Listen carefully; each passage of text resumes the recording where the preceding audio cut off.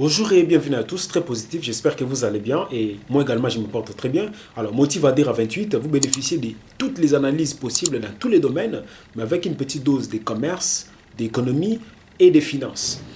Alors, les conflits armés en République démocratique du Congo, les conflits armés en RDC, bref, les conflits en RDC, mais particulièrement dans la partie est de la République démocratique du Congo. Le conflit en République démocratique du Congo, l'ONU est complice. Oui, effectivement, l'ONU est complice dans le massacre, dans les tueries qui se passent depuis ces 2 décennies en République démocratique du Congo. Alors, je vais m'expliquer. Alors, vous avez appris, je pense bien, dernièrement, le 30 juin dernier, que le Conseil de sécurité avait reconduit ses sanctions contre la République démocratique du Congo. Ces sanctions sont axées sur l'achat des armes, qu'on appelle généralement l'embargo sur les armes.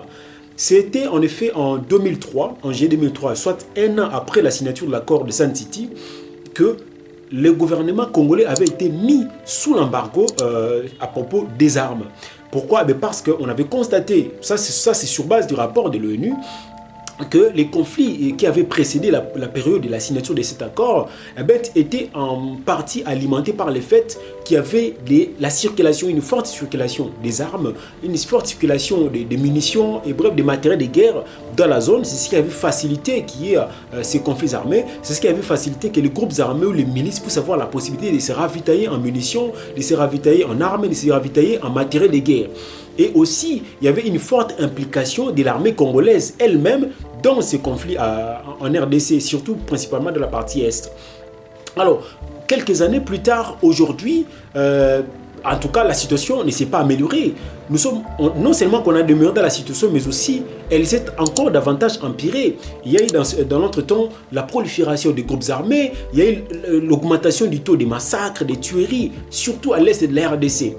Alors aujourd'hui, moi je viens vous dire que face à cette situation, malgré que ce soit l'ONU qui puisse produire ces rapports et qui puisse prendre ces sanctions, j'ai dit l'ONU est impliquée, l'ONU est complice dans ces conflits et dans tous ces massacres qui se passent en RDC. C'est pour 3 raisons.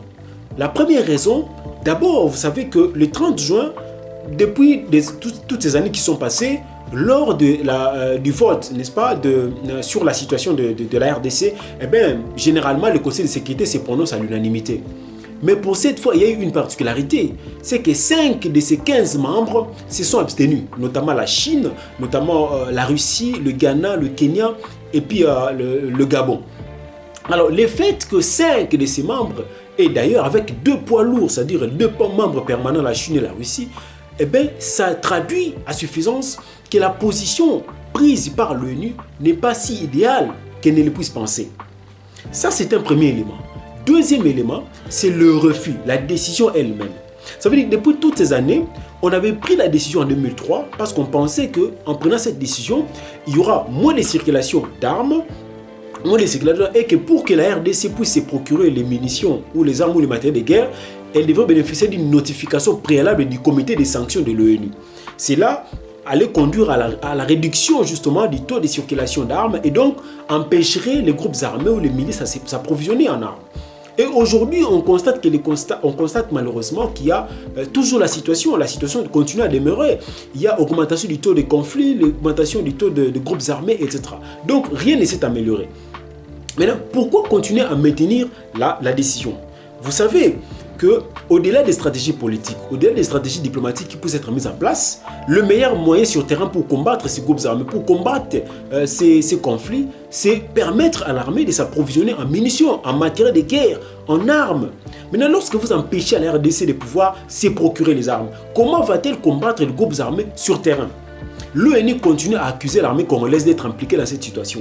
L'ONU continue à accuser les officiers de l'armée congolaise d'être impliqués dans cette situation. Mais le travail des renseignements, que fait-il?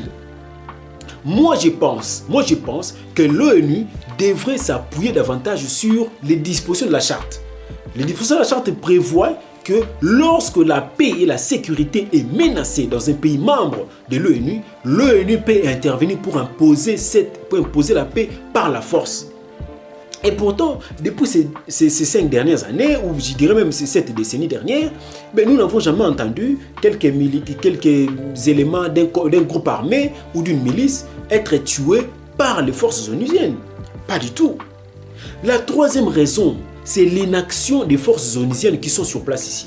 Nous sommes le seul pays au monde, membre de l'ONU, qui bénéficie d'un nombre important de soldats onusiens sur son sol. Ici, nous avons un nombre important des services de l'ONU, des forces onusiennes, ici en RDC, surtout basés à l'est de la RDC. Mais c'est chaque jour que les Congolais sont tués, c'est chaque jour qu'il y a des massacres, c'est chaque jour que le sang des Congolais est versé à l'est de la RDC. Alors que c'est là-bas où il y a une forte concentration de forces onusiennes. Cette inaction-là est synonyme de la complicité. Parce que la charte prévoit qu'il y a une possibilité que l'ONU impose la paix par la force. Mais pourquoi ce n'est pas le cas en RDC? Parce que ça fait plus de 2 décennies que cette insécurité, que cette instabilité persiste. Pourquoi l'ONU n'utilise pas cette disposition-là pour imposer la paix? Les conflits armés continuent. Les groupes armés ne font que se proliférer. Lorsque vous continuez à accuser les officiers de l'armée congolaise d'être impliqués, ils disent que ce sont ces officiers-là qui vendent les armes aux groupes armés, soit pour combattre d'autres groupes armés, ou bien pour protéger leurs intérêts miniers, ou bien pour protéger leurs carrés miniers, etc. Mais l'ONU, au-delà de sa force, l'ONU a aussi des services de renseignement.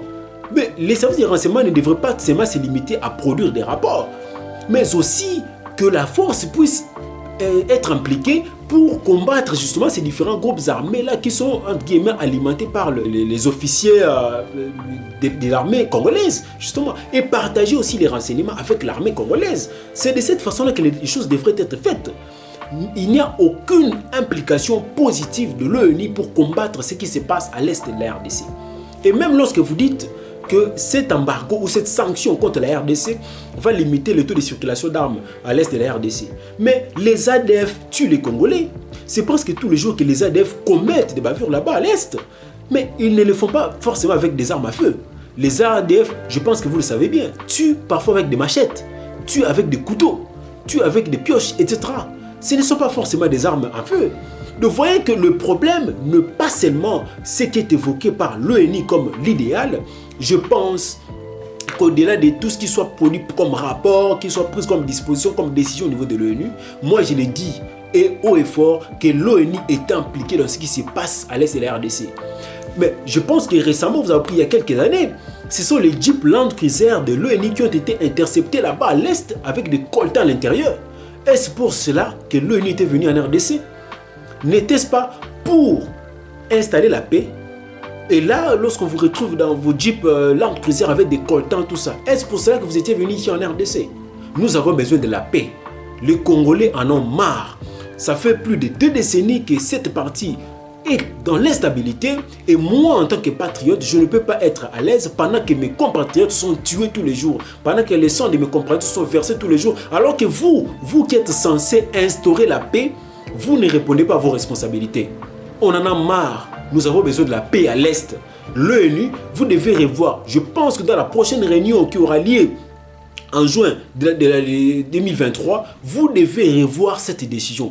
La RDC doit avoir la possibilité, sans notification préalable du comité des sanctions de l'ONU, de se procurer les armes, se procurer les munitions, les matériels de guerre pour faire face à ces conflits armés. Pour ce qui est des implications de l'armée congolaise, les services de renseignement doivent travailler de commun accord avec les services de renseignement militaires de l'armée congolaise pour pouvoir mettre fin à cela. On en a marre. Nous avons besoin de la paix à l'est de la RDC.